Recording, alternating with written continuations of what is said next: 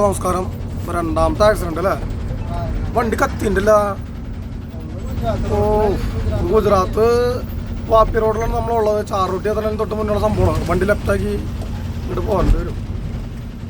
രണ്ട് വണ്ടി കത്തിണ്ടല്ലേ? ആ ചെടിയുടെ ഉള്ളിലൊരു വണ്ടി ഉണ്ട് കേട്ടോ. ചെടി കാരണം കൊണ്ട് കാണാനും പറ്റില്ല. ക്യാബിനൊക്കെ കത്തി കരിഞ്ഞു പോയത്. ഇങ്ങനെ സംഭവിക്കണേ? ഇടിച്ചു നോക്കിയേ. ഇടിയിൽ പറ്റിയെന്നാണ് അല്ലേ?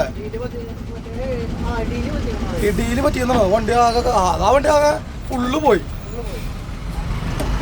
ഈ വണ്ടിയുടെ ബാക്ക് ഉണ്ടോ? ഈ വണ്ടിയുടെ ബാക്ക് ഉണ്ട്. ടയറൊക്കെ ആകെ പരിപ്പളകി അല്ലേ?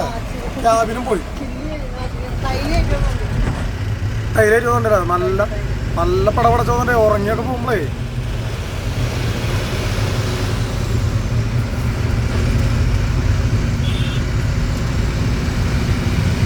അങ്ങനെ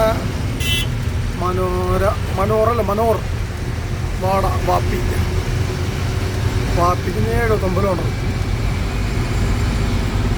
എന്തൊരു കഷ്ടല്ല. ഒന്നാമത്തെ എന്തൊരു ചൂടാ. രണ്ടാമത്തെ ആക്സിഡൻ്റാണ് ഈ വഴി നല്ല. ഞങ്ങൾ സഞ്ചരിക്കുന്ന ഓരോ വഴിയിലും ആക്സിഡൻറ്റുകൾ ഇഷ്ടംപോലെ നടക്കുന്നുണ്ട്, കാണുന്നുണ്ട്. കാണുമ്പോൾ പേടിയായിട്ട് പാടില്ല. കേസ് പേടിച്ചിട്ട് കാര്യമില്ല. ജീവിക്കാൻ വേണ്ടി ഞങ്ങൾ ഇറങ്ങി പുറപ്പെട്ടു അല്ലേ? പുറപ്പെട്ട ആൾക്കാരാ. പിന്നെ പേടിച്ചിട്ടുള്ള കാര്യം. ഞങ്ങൾക്കും എന്താ ചെയ്യുക?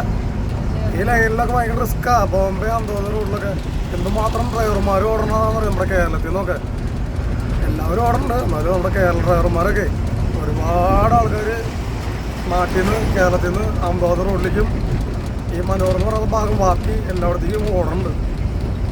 എല്ലാവർക്കും വേണ്ടി പ്രാർത്ഥിക്കുക. ഓക്കെ.